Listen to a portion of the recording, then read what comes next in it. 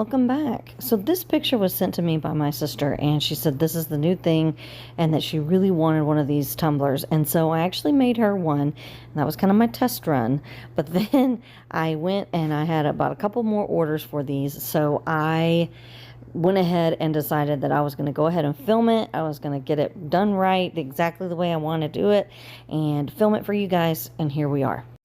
So of course I'm starting off with my own mix here because what I wanted was a look of like kind of a distressed white, you know, maybe that had been sitting in the sun a little bit longer or whatever.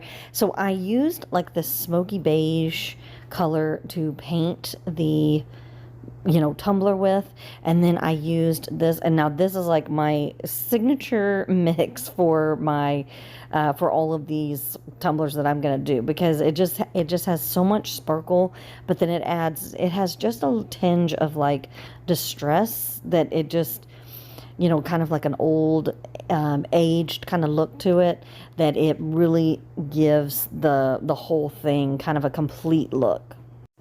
So it started off with Queen Bee, Roxie, Coachella, Epiphany, and Crushed Pearl that is from Sandy's Organized Chaos, SOC Glitters. The rest are from PDB. I have linked everything down below. Some of them are sold out, but you know, you can keep watch, or you can try to maybe find something that is very similar in the pictures that you see online. And so I always I always use these little 5-ounce containers, these like little to-go containers that I find at Walmart, and I just write down all the names on there. I don't put the companies, I just put the names, but it does help me out, so when I can go back and I will look and see what I put in there, so I'll know exactly what that mix is. So like I said, I put a smoky beige color on there, so I knew that it would be a little more added to that distressed kind of look, that old vintage kind of look to it. And then I put the glitter on there with some epoxy underneath. I put the glitter, and then I went in and sealed it with the Crystal glitter glue.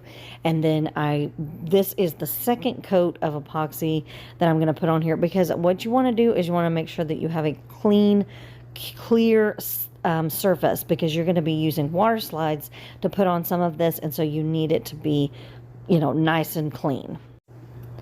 So I used the file that I have linked down below, and I went into Cricut and I kind of erased all of the things that were kind of around and just brought it in as an SVG instead of a PNG.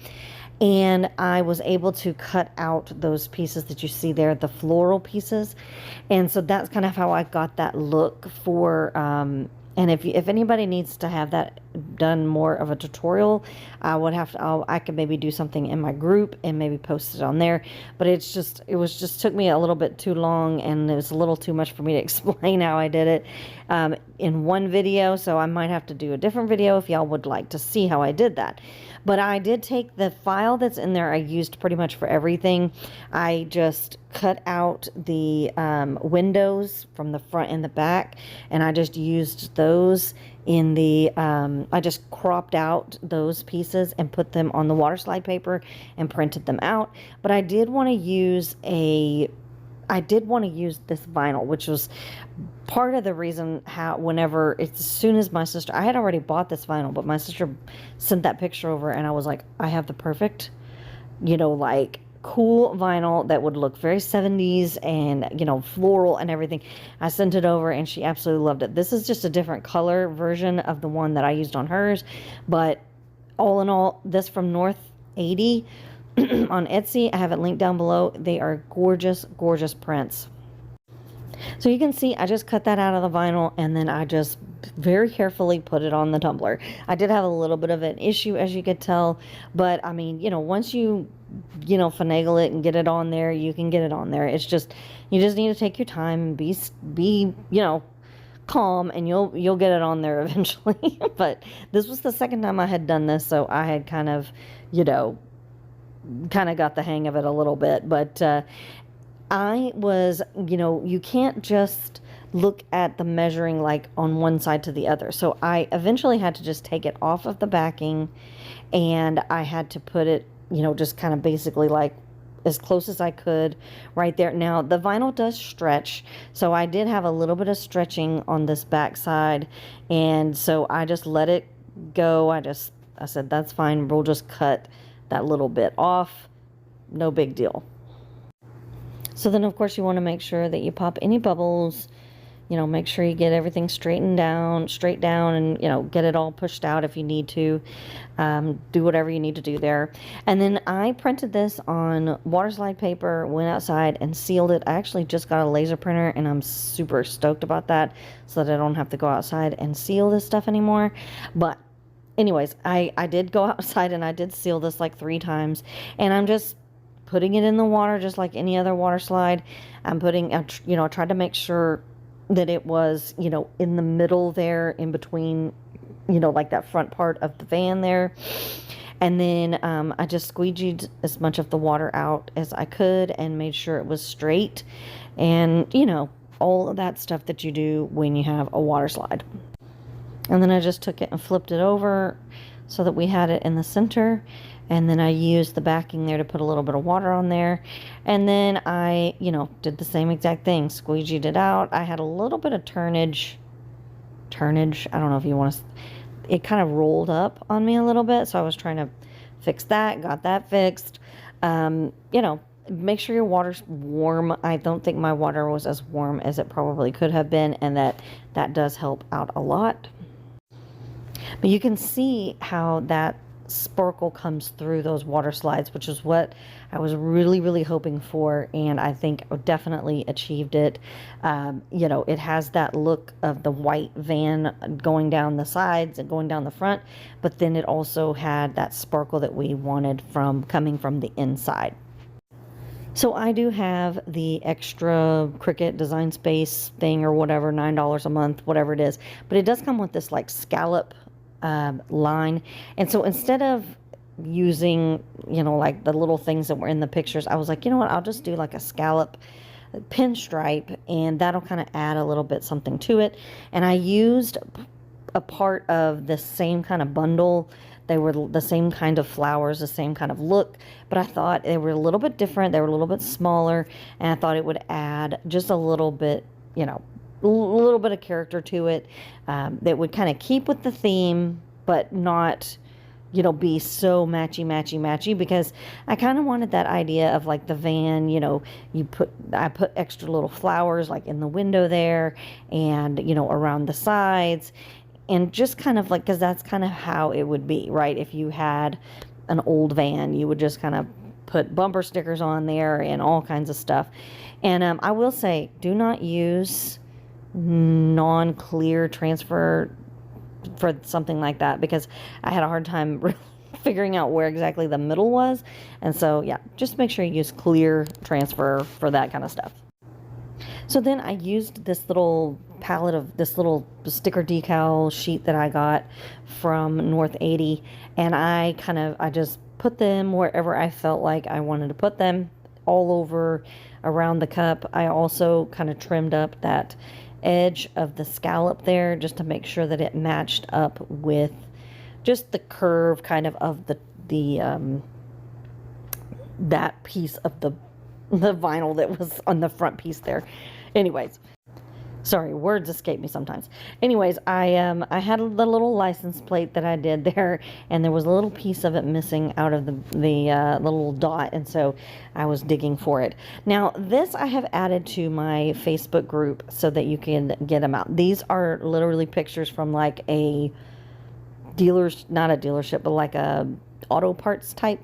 You know, I just wanted something that was going to look realistic, and I just took the picture and just put it into Design Space, and I pulled them in. I kind of cleaned up around it a little bit so that we could have just that little piece of the, you know, those two little bumper pieces, you know. But I have added that to the Facebook group, so you can go in and use that if you would like. As far as the lights, the headlights and the brake lights, I just brought the image, that Waterslide image, into Design Space, and I just cleaned up all the way around the lights and the brake lights. I just got rid of the rest of it, and then I brought it into the, you know, design space area, and then I just got it ready to cut in Print and Cut. And so if y'all want me to go into a little bit more detail on this, I might be able to do maybe just a group tutorial, or I just put it up in my group. If y'all want to know that, just let me know. And then I used the license, I used this little license plate here. I will definitely link that in my, no, I'm sorry, I got that off of Creative Fabrica. I will link that down below. And then I used this home plate, or this some kind of plate, license plate type font, and I asked her what she would want on her license plate, and so I just used like 7 letters. That's how it is in Texas. If it was a different, you know, state, do whatever it is, however you do it in your state, but that's how I used it. I mean, I'm trying to think if they're all the same in each state, but anyways, I was like, okay, let's do 7 letters, numbers, whatever. So that's what she came up with, so I put that on there, and that would be something that you could really personalize, you know, really cool way to personalize this, you know, this tumbler. Once again, I used that image, the Waterslide image, to kind of place the headlights in the spot that they were at, you know, on there.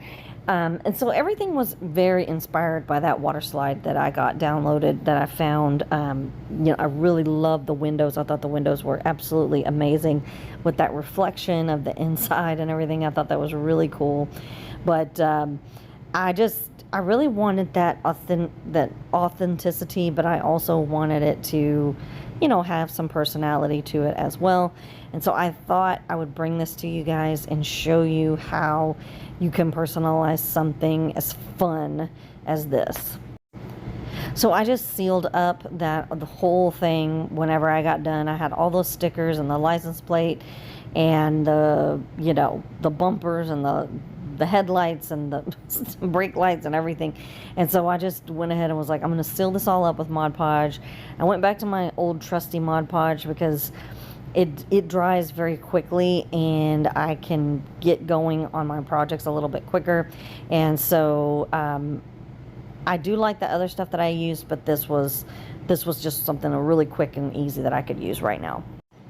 So once I got done, once it dried, I went in with like 2 coats of epoxy. I sanded my rim. I sanded all around. I got everything nice and clean and straight, and, you know, no bumps or lumps or anything like that. Sanded the bottom really good. Added my sticker on the bottom, and ended up putting probably 2 more coats of epoxy on here just to make sure that it got good and covered and good and sealed. And then we were done. And there it is. So cute. I love it. It's just so inspired. To me, it just has such personality. It really brings out that 70s and that old-timey feel. I feel like I love the glitter. I love the sparkle. I love the personalization of the license plate. That's something that you can definitely add a little special touch to it. And if this inspires you and you're able to create this and you want to share it with me, please tag me at 321 Cup Designs. Please like, subscribe, comment down below, join my Facebook group, and I will see you next time.